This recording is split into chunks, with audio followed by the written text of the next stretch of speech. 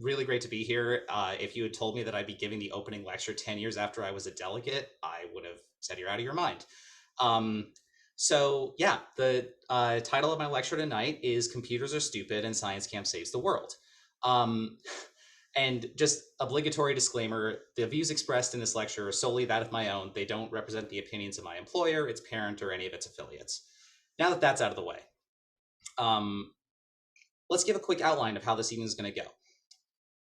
So I think one thing that'll become very clear this evening is camp saves the best for last, and I'm going first. So take from that what you will. But so I'll tell you a little bit about me, then we'll go into some of the good and the bad of computers and technology these days, and then we'll kind of go into the future.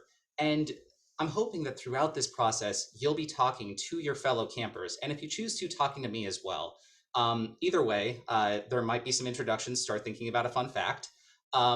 And yeah, we'll finish off by talking about the future, including what to expect from, or what I think you should be excited about over the next few weeks with camp.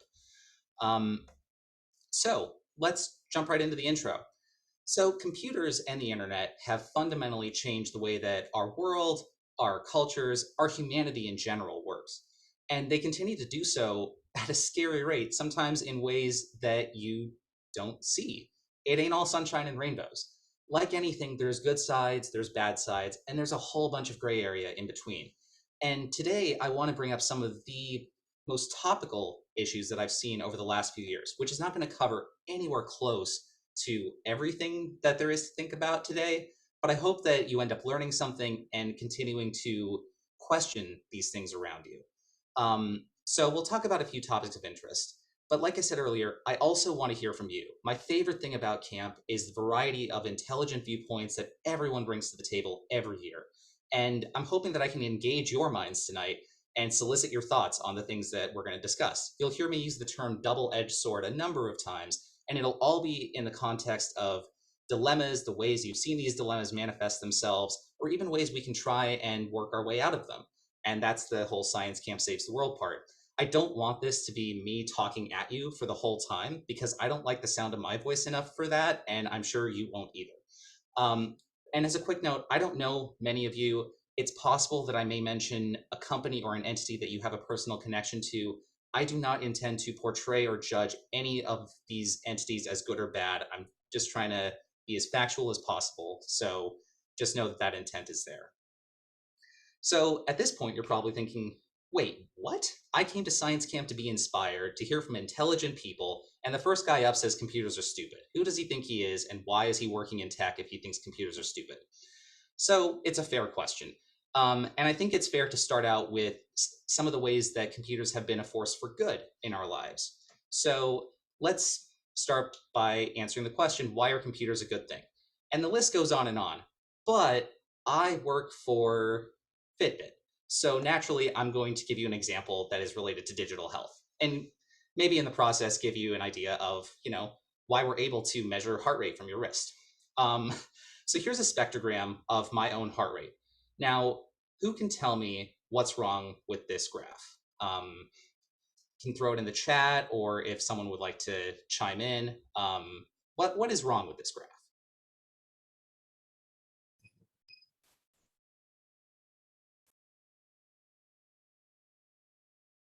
Anyone? You have, sorry, I can't see the chat at this point. yeah, I was gonna say you have some people in the chat saying there's no labels or key. Yep, good job. Now, many of you clearly already know this life lesson, but in case you don't, there is another life lesson hidden in here. There is a relevant XKCD webcomic for everything, and that includes this. So, pro tip, never date someone who doesn't label their axes. I love XKCD. I read it every single week as soon as it comes out. It's wonderful. It's a great part of my life. Anyway, I digress. So let's slap some axes on there. Cool. So now we know what this actually means.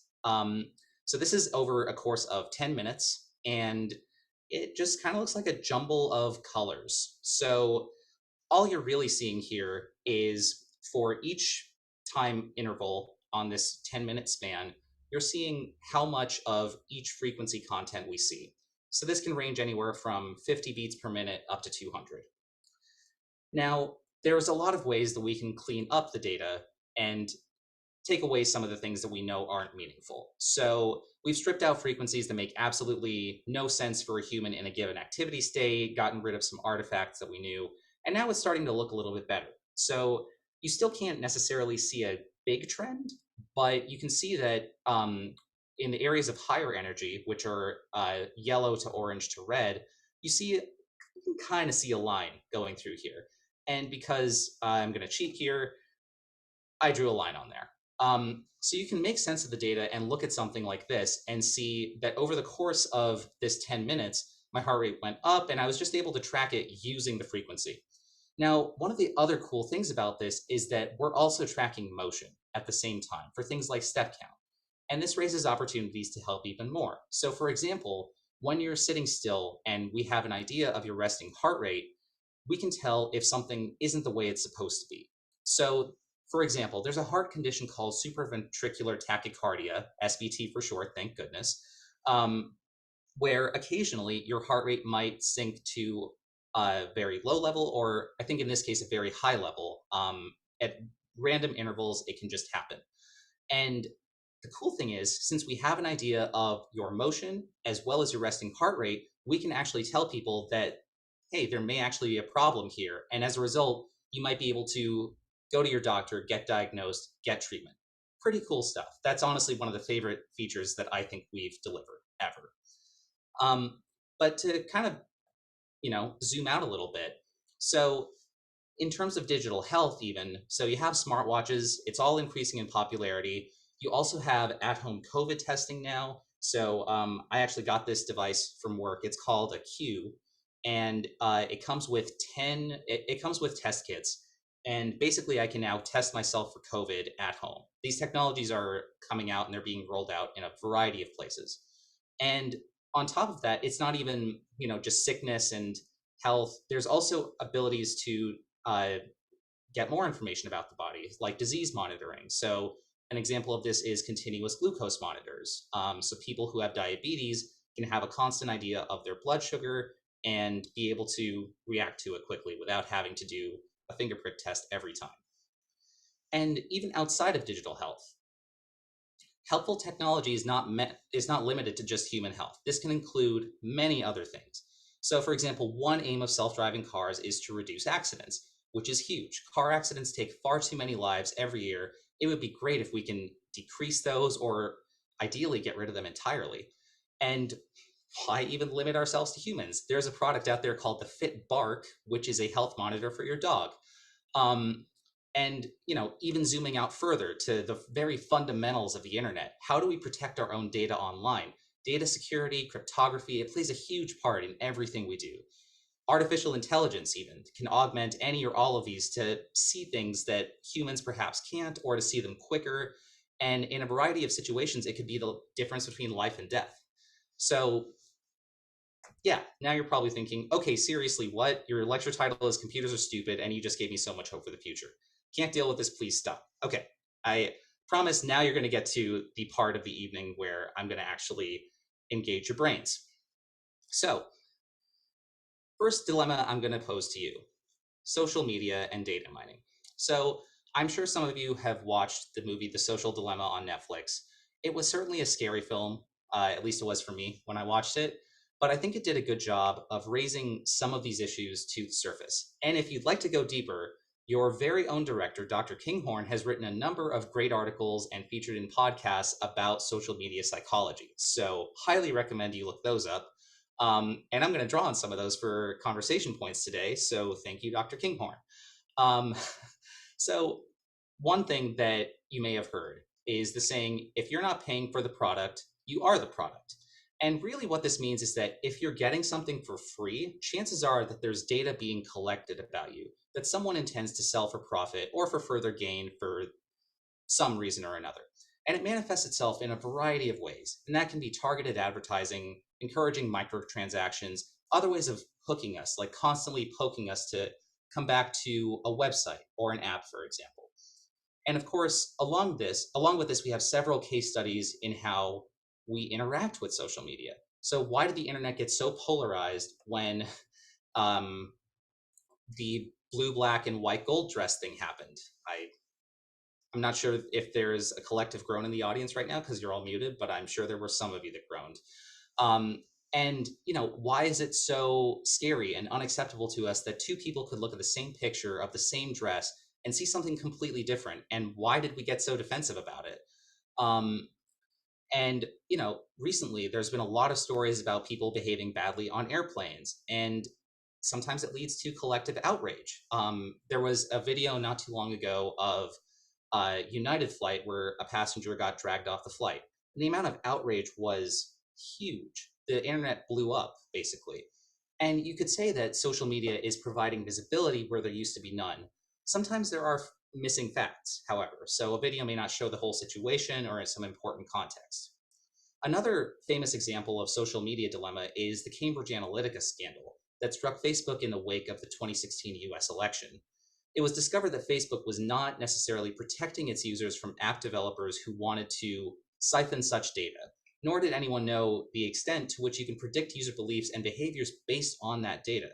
Once this data gets slurped up, there's no going back. Once something's on the internet, there's really no going back. And companies can sell it to whomever they like. They can sell it to subsequent companies, and you agree to it when you said, I agree to the terms and conditions. And of course, along the way, Facebook has all of this data about you, which it's using to sell ads and keep their revenue stream going. And this applies to almost all social media. So really, what is the right thing to do here? And one way that's been thrown around for a long time is shifting to an opt-in data sharing notion. As in, by using social media, you aren't implicitly agreeing to have that data sold, given away, accessed by people without your explicit permission, even the social media company itself. And this would obviously cut into the revenue streams of such social media companies. Can they find a way to monetize, perhaps introduce a reward system by which users can get something in return for the sale of their data? Who knows? And I wonder if we can look inwards and try to think about our relationship to social media. So for example, should there be more regulation about privacy and personal data in general? Why do we get so defensive online? And how does that differ from in-person interactions? Is all internet outrage natural, or is some of it part of an echo chamber? What are some good things that social media has done for us? These are all very general questions. And so right now, you might be thinking, I have thoughts on this. Perfect, because it's breakout time. This is the ScienceCamp Saves the World part of the lecture. So one thing you will learn about ScienceCamp, we really love our punctuality. So this time, I'm going to give you 15 minutes with a randomly assigned group of folks. You can introduce yourself briefly, and then I'd like you to chat about some of the topics that I just raised or any related ones that come to your mind. Talk about your experiences. Think about what we can do to help. So yeah, thank you for sharing, everyone. And I hope you enjoyed meeting some of your fellow campers. So let's move on to our next topic, internet access and socioeconomics. Let's start at the top level, having access to the internet itself. So gone are the days when just having a computing device was enough, right? So almost all resources that could once run without the internet now rely on it. And you still need some kind of device to access the internet, be it a computer, a phone, etc. And by the virtue of you attending this presentation, it means that you at least have some form of internet, but it varies. It's very wide. So one thing that I like to do is take the example of a family with a child in public school. Oftentimes, a child needs to use the internet for their homework, whether it's accessing their assignments, doing research for a report, looking at the cliff notes for a book they don't have time to read, any of that. And in lower income brackets, families are not always able to afford a device with internet access. So that's already one barrier to entry. You have to buy a device in order to have access to the internet. And the advent of low-cost smartphones and laptops like Chromebooks have made this slightly easier, as well as programs by phone providers and internet providers to lessen this burden.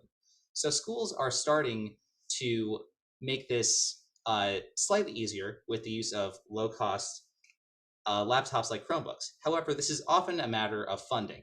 Statistically, areas with more low-income families also have public schools that are not sufficiently funded for resources like this. And even then, how do you get on the internet to do the research you need for your homework? If you're in a rural area and internet access is really hard to get, and even when you can get it, it's slow, what do? It turns out that one interesting thing that's emerged is people sometimes go to McDonald's. They have free Wi-Fi, their hours are very late. And unfortunately, over the last 15 months, COVID exacerbated this, as you can no longer really go to a McDonald's and sit inside. And, you know, all of these quarantine measures have put a limit on that. So I guess what I'm trying to get at here is more than ever, the internet is an absolute necessity. And there's been a lot of research done over the years about virtual instruction versus in-person instruction, its effects on how students learn, their retention of their knowledge. And there's plenty of advantages to virtual instruction as well, like being able to expand education to a larger audience. You can take a whole bunch of college classes now that are just free online without ever having to pay a dime. There's also a lot of drawbacks. And as you may have guessed, these also correlate with socioeconomic status and the demographics of where some of these schools and how they're funded. So one interesting thing is an article from the Khan Academy, which is where a lot of this data is drawn. But I can share the link. And if you're looking at this presentation afterwards, it's also linked in there. But it basically shows how income and basically the overall demographics of a place are determining how easy it is to get access to the internet and how that correlates to things like test scores. So there are real effects to this. And so like anything, it raises some interesting questions. Should internet be a public utility like water and electricity? Should everyone be guaranteed some level of access to it? Should there be laws in place to ensure that everyone has fair, equitable access to internet? So should we make it impossible for, say, someone who can afford a 100 meg connection to and put that out of range for someone who's now stuck with, say, a 5 meg connection, because that leads to disadvantages in other ways. And even if the internet is ever growing, 5 megs a few years ago was plenty enough. Now, not really. So are we putting people at a disadvantage because of what they can afford? And how does this affect internet providers? So the last question is kind of the eternal counterpoint to questions like the first two. Who's going to want to provide internet if there is not as much profit to be made from it? What is going to compel internet providers to build infrastructure in those rural areas if they aren't receiving a commensurate amount of money for it? So this is where projects like Amazon's Kuiper and SpaceX's Starlink aim to help bring internet to these historically underserved areas. But there's also currently no laws or regulations about who should be served by those constellations. Should there be? Open question. And now that space internet is a thing, is there something that should ensure equal access for companies to build and launch those types of things? Because one thing you might notice, Amazon, Jeff Bezos, Blue Origin, so they will have launch capabilities. SpaceX, they also launched their own rockets, and now they're launching internet satellites. So what is going to incentivize them to, allow a third player to, say, come in and launch their own constellation when they have no financial reason to do so? You don't want to be stuck with two companies who happen to have low Earth orbit launch capabilities controlling the space internet market. Or do you? Who knows? So with that, let's jump into the next breakout room. So feel free to take pictures of these questions again. I hope some have come up in your mind. We can randomize it again. We can do the same ones. I'm good with either one, whatever makes it easier for our moderators. Yeah, whatever works. So just to stick with the schedule, we're going to move on to the last topic that I have to talk about today, which is another juicy one, artificial intelligence. Another one that's a little bit more well-known and has raised ethical dilemmas as long as it's been a thing. So the first question that usually comes up in AI is, how much intelligence is too much intelligence? There are many, like philosopher and researcher Neil Bostrom, and those who buy into his beliefs, who believe that AI will eventually outpace humans, potentially becoming catastrophic for humanity. There's others, like Grady Booch, who's a senior researcher at IBM, who believes those worries are overblown, and AI will be fundamentally human-ish, given that it's our behavior that is training the intelligence. But is it responsible to be cautious and prevent a runaway AI from surpassing and crushing humanity? Is it more responsible to make sure the development is done carefully enough that such a conflict will never happen? Should we engineer an off switch that we can always use? And, you know, on top of this, AI is everywhere. It comes in a variety of packages. Google and other photo services use it to identify faces and objects and pictures. Fitbits use AI principles to tell kind of what kind of activity you're doing, like whether you're running or you're biking. Self-driving cars use it to, well, drive. So that's another big one. And going back to privacy, how much personal data, like your face and your geolocations, go into these machine learning networks? How much of that is publicly available? And can it be traced back to you? So yeah, it's all kinds of nonsense. And self-driving cars, just to go back for a second, super hot topic with players like Waymo and Cruise and Tesla in the game. And it's chock full of dilemmas. I don't know how many of you are familiar with the trolley problem. It's a philosophical debate, and it's always fun to talk about, but I won't get into that right now. But all self-driving car systems on the road today rely on a human to intervene when the self-driving system alerts them to do so. However, how is that portrayed and explained to the user? Does it make sense to them that, their life is still in their hands and the car is going to do its best? Uber, for example, had one case where they rammed into someone on a sidewalk. A self-driving car did. Tesla's had a few instances of people dying because their self-driving system alerted the user to retake control, and they didn't, and the car crashed. Some of these were situations where a human driver would probably have not made the same mistake. And they agreed by getting in the car, terms and conditions again, that they would take control. So does the fault lie solely with the driver? Do the car makers have a responsibility to not put a system on the road that could potentially kill someone if they don't follow the instructions?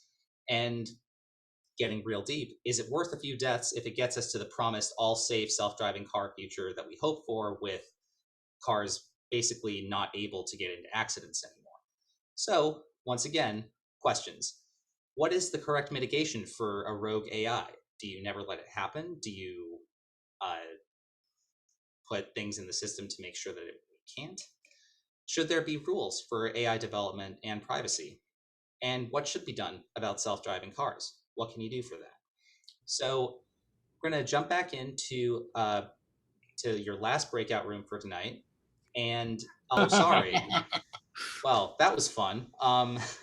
So thankfully, this is one of my lightest text slides. But yes, there's your breakout session.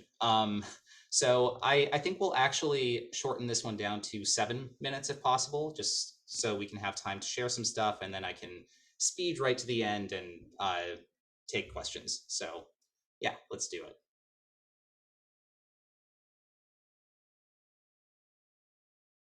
So that was a lot. And you might be asking yourself, what now? Is there any hope for, a resolution to these dramas? And just for an example, I'll give you the names of 3 different foundations and companies that are trying to keep their eyes on internet, for example. So there's the Electronic Frontier Foundation, there's the Mozilla Foundation, there's Digital Rights Watch. All of these organizations are doing great work in trying to advocate for a better world of ones and zeros. They're watching all of the technology and all the implications that it has, and they're trying to influence it for good. And I think this world can benefit from more people being mindful of the ethics that various technologies bring our way. And I hope that after this presentation, you can become some of those people, because, like many of you have mentioned, a lot of this comes down to us. And I really hope that, I see some of you in this realm in the future. So to conclude, the biggest thing I want you to take away from this presentation is that computers aren't actually that stupid. It's not all sunshine and rainbows, but there's nuance here. Sometimes as a larger group of humans, we use computers in less than ideal ways, sometimes in ways that we don't understand. And sometimes we create things that we don't necessarily understand the implications of. There's punching bags for these. People loved to use Facebook as a punching bag, but I don't think anyone could have predicted anything that's happened on Facebook since it was founded. It's Some of things are foreseeable, some things are not. And the real question becomes, are we keeping an eye on ourselves? Are we holding the good and the bad accountable? And when we do we have the power to change it? How can we keep reaping the benefits of the good while trying to minimize and de-incentivize the bad? Now, although I'm saying that computers aren't stupid, I stand by my statement that Science Camp saves the world. So I hope that in your breakout rooms, you were able to gain an initial appreciation for how much intelligence and overall awesomeness exists on this Zoom right now. And my little advice, over the next few weeks, live it up, do things that scare you, get out of your comfort zone, and meet as many people as you can. A group like this does not come together that often, and when it does, it is truly magical. So live it up. That's my science camp advice. About science and engineering. It's a phenomenal time to be in STEM. There's so much exciting stuff happening. There's so much groundbreaking stuff happening. It's incredible. And we live in a world that doesn't always trust science. And what I hope for you is that you can form your own opinions based on evidence and experimentation and kind of stay above the fray on this, because there's a lot of yelling going on. And I hope that you can be a force for good and never forget how to explain things to people who don't have your background. Sometimes you are just so deep in something that you don't realize that other people may have no idea what you're talking about. Never forget how to explain things to that person. Finally, about life. Unexpected things will happen. It won't go exactly as you planned. It'll be way more exciting than that. And I think nothing taught me this better than science camp. Keep an optimistic attitude. Charge at your passion with all that you have. If you haven't found your passion yet, that's okay. You will. Sometimes it takes more time than others. And never be afraid to be bad at something, because that's the first step to becoming good at something.